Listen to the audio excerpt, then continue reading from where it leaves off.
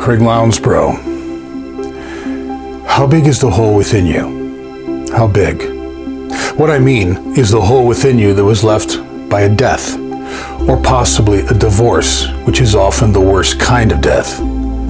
The hole that happened because your career just vanished, or your child doesn't call you, or your friend betrayed you out of nowhere, or you've miscarried too many times, or the doctors just can't figure out why you're in so much pain.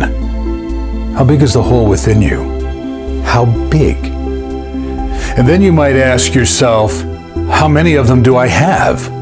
How many holes? I mean, have you experienced one loss after another to the point that you've got so many holes that your life has become one big hole? So much so that you have no idea where to begin in order to try and climb out of them, much less heal from them.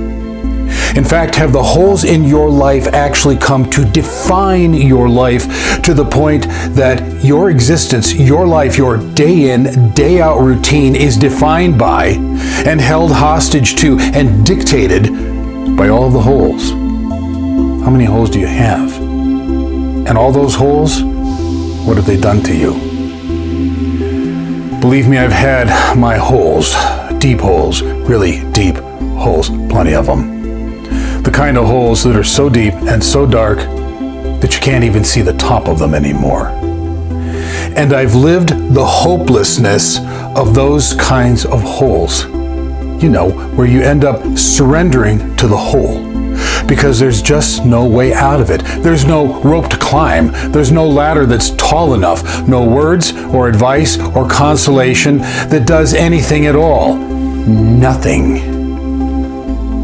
But it's when I had surrendered to the hole, and when I came to believe that living in the hole would be my lot in life, it's then that I stumbled upon this. And I've carried this. I've held on to this for years because it has given me hope in every hole that I've ever fallen into. In the Bible, God says, "So do not fear, for I am with you. Do not be dismayed, for I am your God. I will strengthen you and help you. I will uphold you with my righteous right hand." That verse has given me hope in every hole.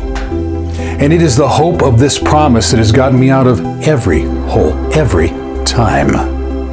Now, you may not believe in God, and that's okay. You might take issue with what I just said, and that's okay too. I'm just telling you that I've had some holes, some massive holes, and this verse, this promise of God, got me out of every one of them. And I doubt that could happen if there weren't some truth in these words and some pretty profound power behind them. And so whatever your hole might be, I would have you read this verse over and over.